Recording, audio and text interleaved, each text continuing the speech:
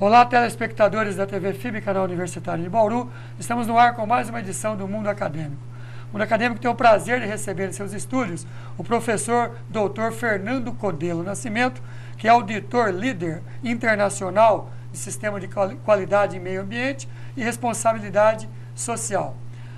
Codelo, assim posso chamar. Opa, fique à vontade, Carolina. Obrigado pela sua presença mais uma vez aqui nos estúdios da TV FIB, como professor convidado do curso de pós-graduação em Auditoria, Controladoria e Finanças.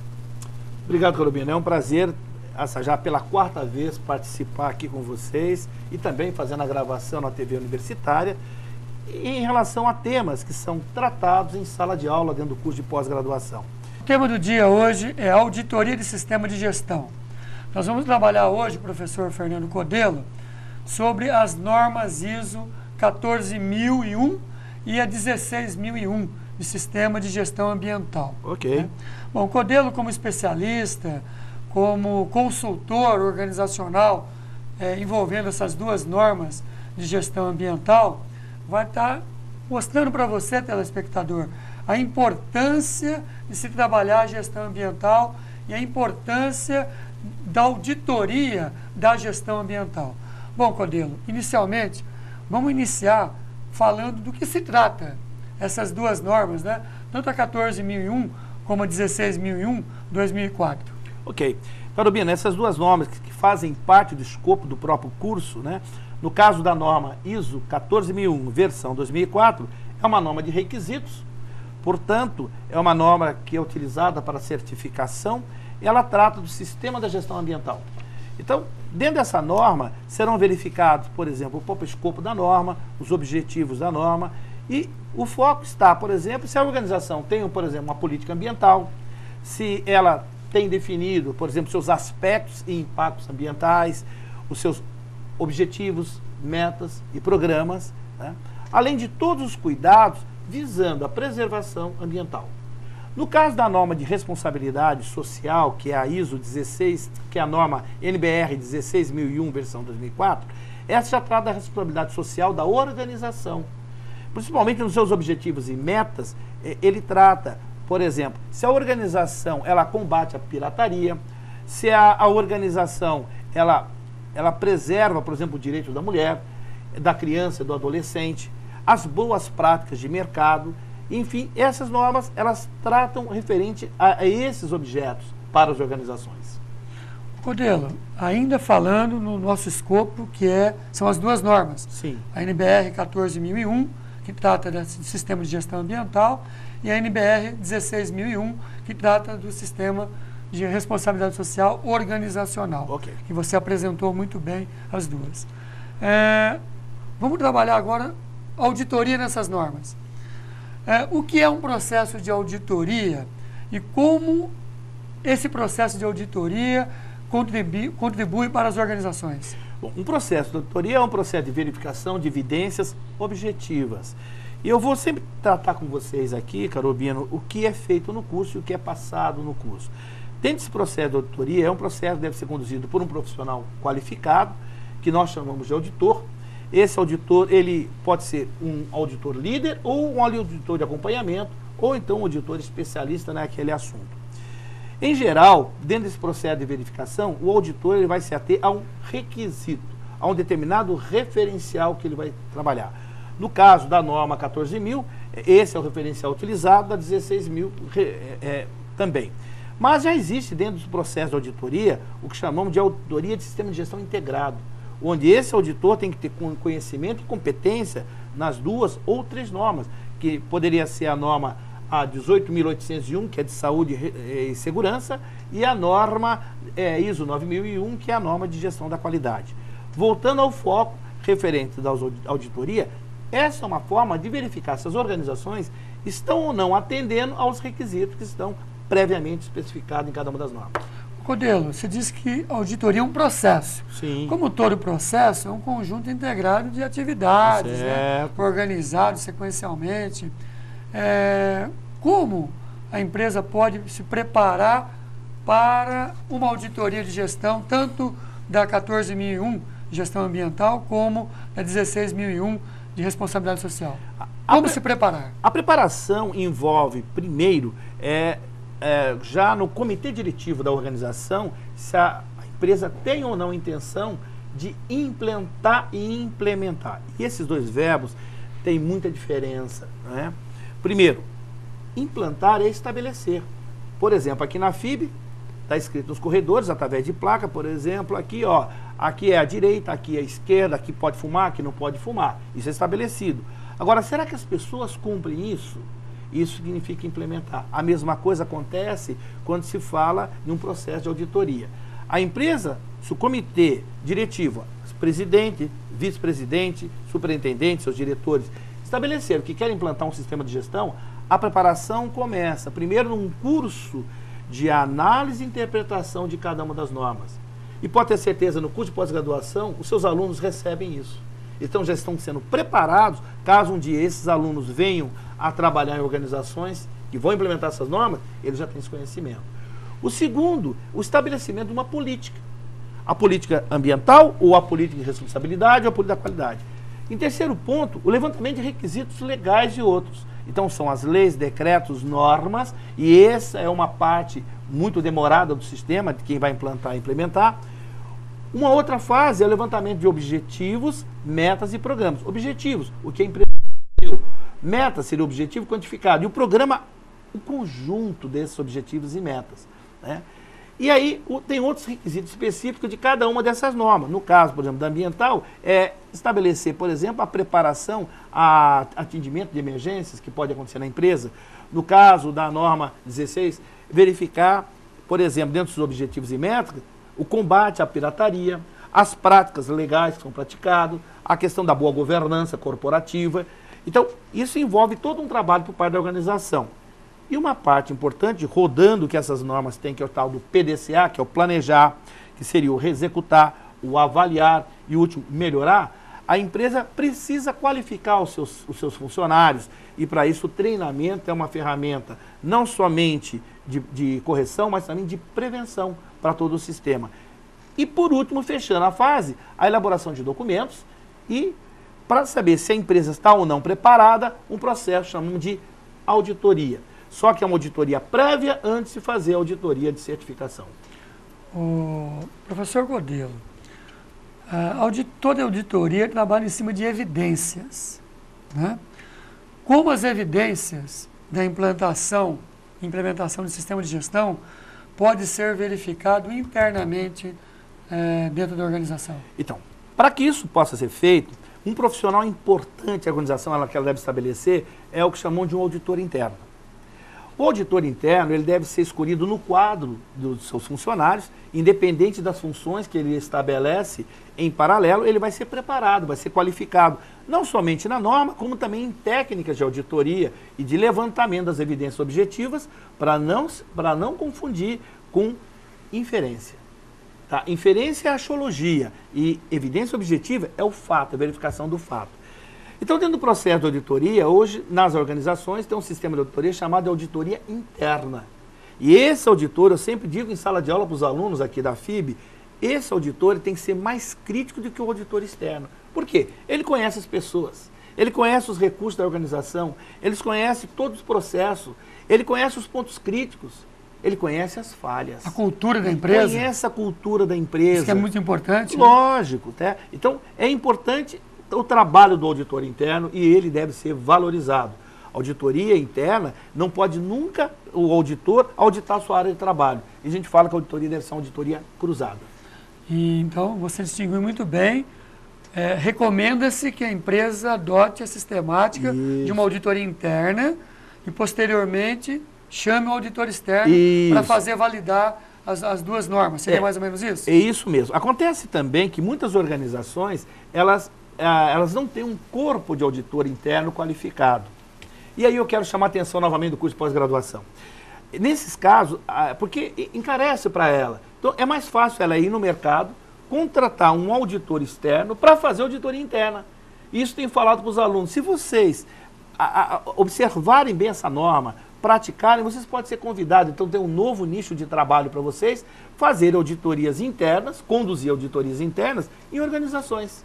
Ou seja, nossos alunos de pós-graduação, no curso de auditoria, com essa disciplina de auditoria ambiental e responsabilidade social, eles estão saindo com uma bagagem de mercado. De mercado que vai permitir esses alunos desenvolverem e conduzirem auditorias. Muito legal. Okay? A estrutura toda para realmente o aluno começar a trabalhar lá. Dentro do curso que foi realizado aqui na FIB, o foco do curso tem sido um foco prático, Exato. Bem pragmático.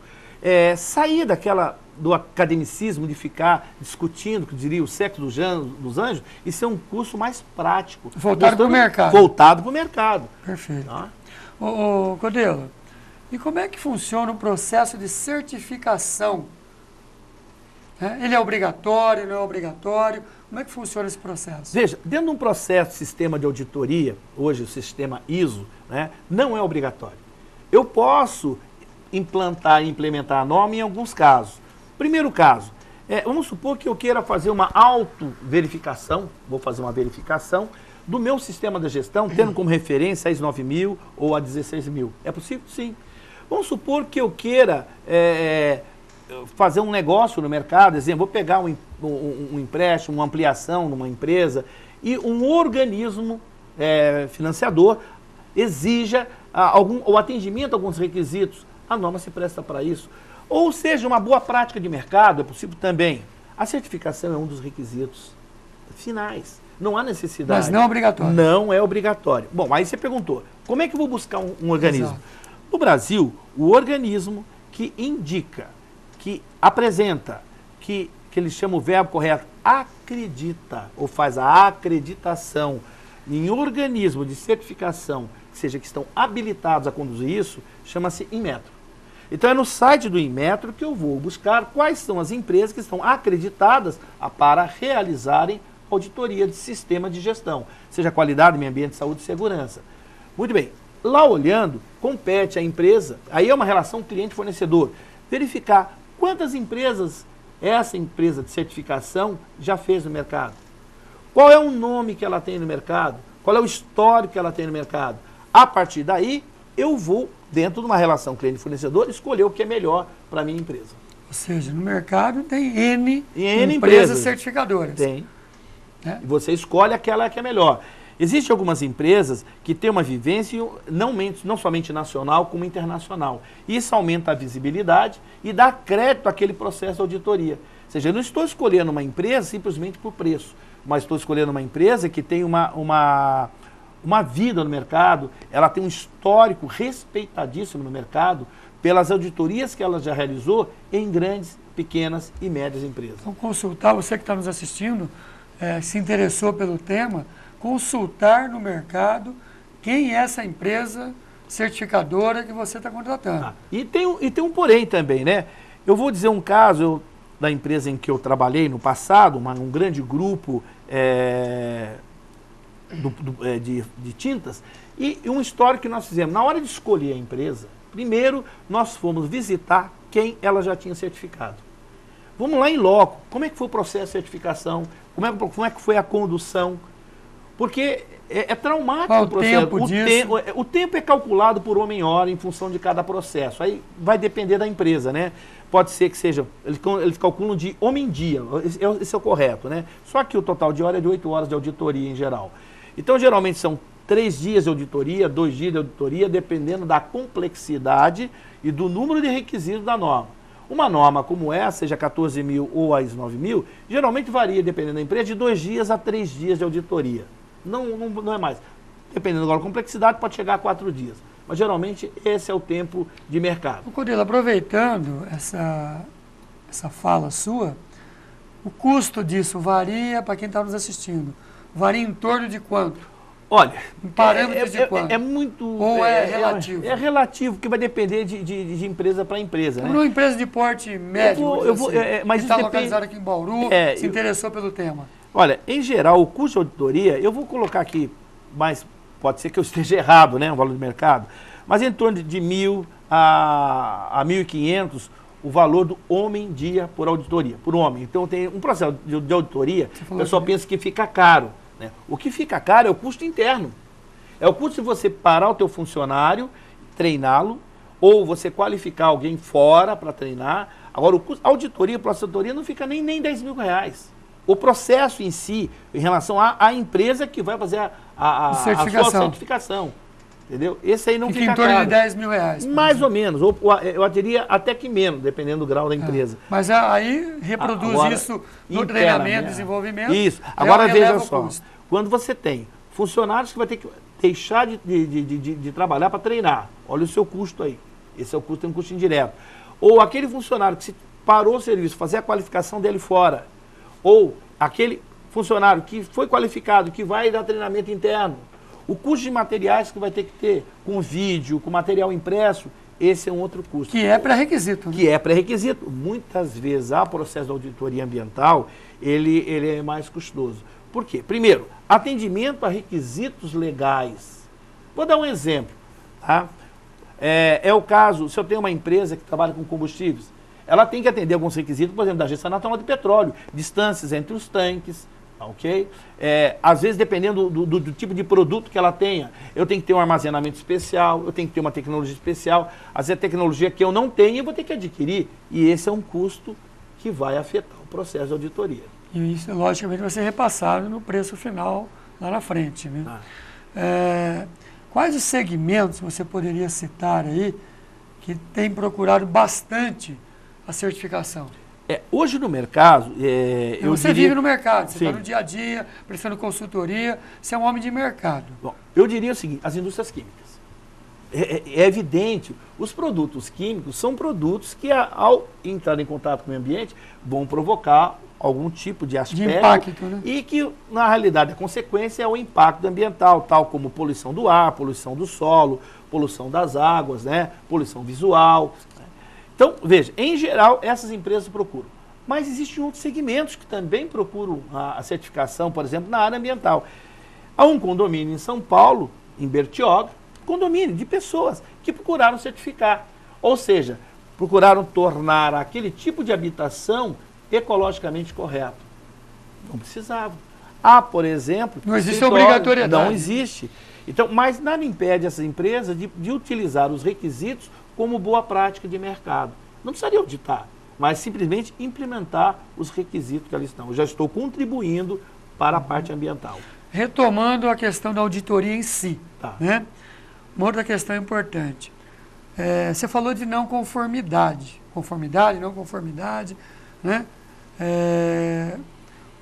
O que é uma não conformidade e como essas não conformidades podem ser classificadas no âmbito da auditoria? Então, veja, uma não conformidade é um não atendimento a um requisito que está especificado ou previamente especificado. Tá? O não atendimento desse processo, dessa não conformidade, ele pode ser classificado por tipo de não conformidade maior ou uma não conformidade menor. No caso da não conformidade maior, é algo que faz parte do sistema, é uma parte do sistema. O não atendimento, isso pode implicar na não certificação ou na retirada. Na prática. Na prática, por exemplo, as duas normas estabelecem, a organização deve estabelecer uma política ambiental, uma política da qualidade, uma política de responsabilidade social. Esse verbo deve é um verbo mandatório.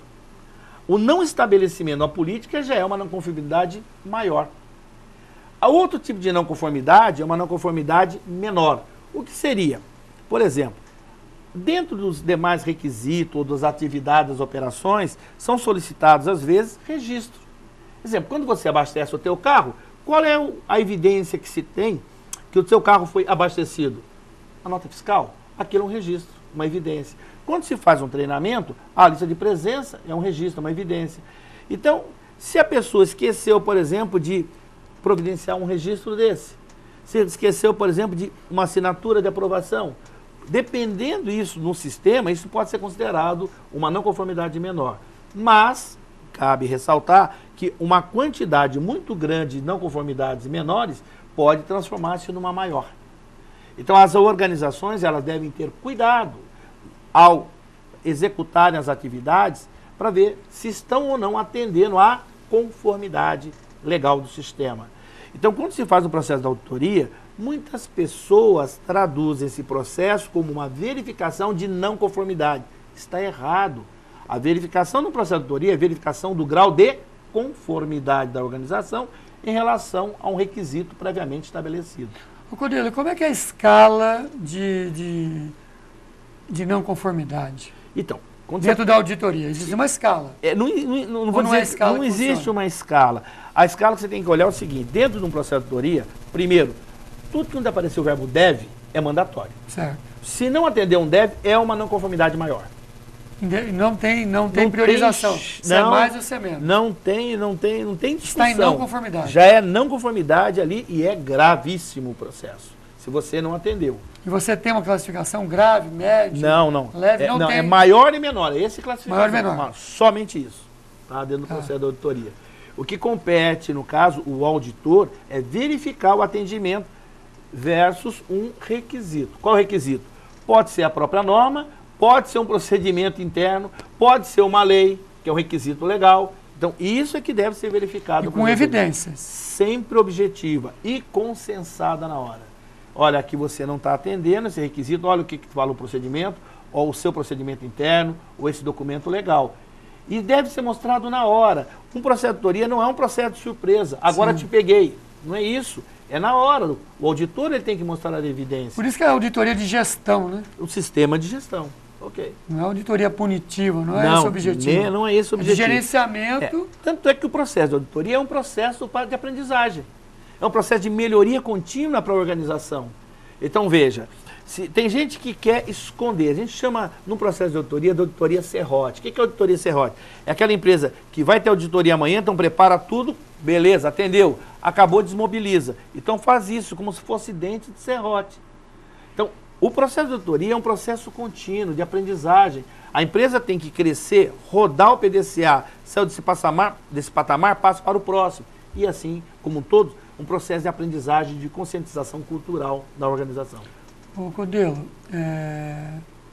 como uma certificação nessas duas modalidades aí, gestão ambiental e responsabilidade social, pode auxiliar a empresa no seu negócio?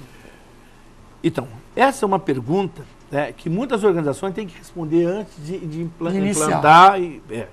Veja só, hoje a própria cadeia produtiva, ela já exige que as organizações que participam dessa cadeia, elas tenham que atender esses requisitos. Um exemplo, a cadeia produtiva do sistema automotivo. Então, um veículo, quando uma montadora ou fabrica, ela não faz todas as peças ali dentro. Não tem, por exemplo, a tinta vem de fora, a empresa que faz o tratamento superficial é de fora. Então, ela vai exigir... São terceirizados. São terceirizados, né? Então, o que ela vai exigir? Vai exigir dos seus fornecedores que atendam a requisitos legais. Ela não quer, por exemplo, uma tinta que tenha, por exemplo, um amarelo que tenha cromato. Tá? Ela não vai querer uma tinta que tenha, chama de VOC, compostos orgânicos voláteis, ou COV, que ao aplicar esse composto, eles podem, por exemplo, contaminar e poluir, ou que tenha, por exemplo, um composto tóxico. Então, isso é do ponto de vista ambiental. Do ponto de vista de responsabilidade social, ela não quer uma matéria-prima que ela está comprando que seja fabricado por uma organização que discrimina a mulher, ou que tenha criança no trabalho produtivo, ou que pratique pirataria, ou que, por exemplo, aplique dumping no mercado. São as boas práticas de governança. Então, essa é uma forma, um ganho. Se eu for implantar isso, vai trazer um ganho para a minha empresa. Ou seja, eu sou uma empresa que contribui para a qualidade ambiental, que contribui dentro de um processo de responsabilidade social para a comunidade como um todo. Isso melhora e aumenta a imagem da organização. Perfeito. Codelo, para nós fecharmos o nosso bate-papo aqui no mundo acadêmico, vamos falar um pouquinho da tua disciplina. Dentro do curso de pós-graduação, já é o 5º ano que você está aqui conosco, muito bem avaliado pelos alunos, e os alunos ficam sempre na expectativa da sua vinda aqui com essa disciplina de auditoria ambiental e responsabilidade social. Fala um pouco dessa disciplina, como é que você conduz ela, qual a metodologia que você utiliza, porque quem está nos assistindo pode dizer assim, pô, deve ser uma disciplina muito chata, é só analisar... Falar de normas. É só analisar normas, deve ser uma coisa horrorosa, né? Então eu queria que você tem todo um método muito específico seu, que faz com que o aluno saia daqui gostando de fazer auditoria ambiental. Explica isso para o telespectador. Não, então, o que eu gostaria de comentar a respeito dessa disciplina são as técnicas que são utilizadas para transmitir os conhecimentos. Eu vou fazer um histórico, né? Eu trabalhei numa grande multinacional de tintas e eu tinha que dar curso para pintor. Então, você imagina dar um curso para pintor 2 horas da tarde, depois que ele almoçou e comeu aquela marmita enorme de 2 quilos de comida, né? Eu vou falar de tintas pro cara. Então, aquilo me incomodava. Eu me colocava no lugar dele e, às vezes, poxa, eu sou engenheiro, eu tinha que falar com um cara que é chão de fábrica, qual tinha o curso primário, né? Então, que técnicas são utilizadas? Primeiro, como professor, né, educador acima de tudo, usar técnicas que envolvam o aluno. Então, eu uso muitas técnicas lúdicas, técnicas de criatividade, tá? E sempre aulas expositivas, aulas participativas, discussão, e ao mesmo tempo na aula vou variando as técnicas e as metodologias, dependendo do aluno. Então, eu procuro fazer a leitura comportamental do aluno, a atitude do corpo, e em cima disso as aulas vão se adequando. Elas já estão formatadas. E cada aula é diferente. Cada turma é diferente. Está no 5º ano já, você deve ter uma história disso. E vão melhorando. Cada vez mais você vai vendo um ponto aqui e um ponto lá. E você falou sobre a norma. A primeira visão que o aluno tem, poxa, lá vem esse professor falar de norma e vai ficar lendo norma à tarde. Imagina sábado, depois da feijoada, como é que vai ser essa aula? E o aluno não sabe, e aí de repente ele tem uma dinâmica, que ele tem que participar, ele tem que pensar, e elevar a disciplina aos acasos do dia a dia do aluno. A vivência dele. Isso não pode ser descartado. Essa vivência do dia a dia, ela é aproveitada. E o aluno traz para a sala de aula. Acaba virando uma oficina, né? Mas é uma oficina de prática. Às vezes uma prática. Aula no padrão convencional, fica o ensino-aprendizagem, vira uma oficina. Isso. E outra coisa, a verificação do conhecimento, uma técnica que eu passei a adotar, a questão de uns anos, dentro dos 40 anos de magistério, é o seguinte: a cada início de aula, então começa, meio e fim, começo, revisão da aula anterior. Vamos revisar, de que maneira? Sem que os alunos peguem na literatura, vamos ver o que ficou chamado conhecimento. O Almir vai estar colocando, eu queria que você divulgasse aí, se tivesse algum site, algum e-mail, se você desejar, para divulgar, inclusive, esse trabalho de profissional que você executa, vindo lá de São Paulo, capital, nos visitando uma vez por ano aqui. Isso. E nós temos o prazer de recebê-lo, porque o nível seu em torno de auditoria, de gestão ambiental, realmente qualifica muito o nosso curso de pós-graduação. As suas considerações finais. Olha, Carobino, é chover no molhado. Para mim, vir a Bauru é um prazer, principalmente vir aqui a FIB, por esse 4º, 5º ano, eu sempre me esqueço, sabe? Estou aqui direto, mas quem quiser, tiver interesse, teria o máximo prazer em responder. A minha empresa é a Criando Atividade, Treinamento e Consultoria Limitada, trabalho com consultoria, implantação de sistemas, né? Não somente de qualidade, meio ambiente, saúde, segurança, responsabilidade social, como em outras áreas. O meu celular de São Paulo é o 99468-6509. E como pequeno empresário, né, de consultor, algum e-mail? fcodelo@terra.com.br ou fcodelo, um L só, @gmail.com. Fique à vontade, okay? Você que está nos assistindo aí, para poder mandar suas dúvidas, professor Codelo, né? Ou mesmo contratá-lo aí para uma visita aqui na sua empresa, em Bauru, região. Eu tenho certeza que você não irá se arrepender quando o tema é auditoria de gestão ambiental. Codelo, é um prazer enorme, mais uma vez, recebê-lo aqui na FIB como professor convidado e aqui no nosso mundo acadêmico para estar discutindo esse tema tão importante e tão envolvente. Obrigado, Carolina. Até a próxima. E assim estamos encerrando mais uma edição do Mundo Acadêmico. Obrigado pela sua preferência e audiência. E até uma próxima oportunidade.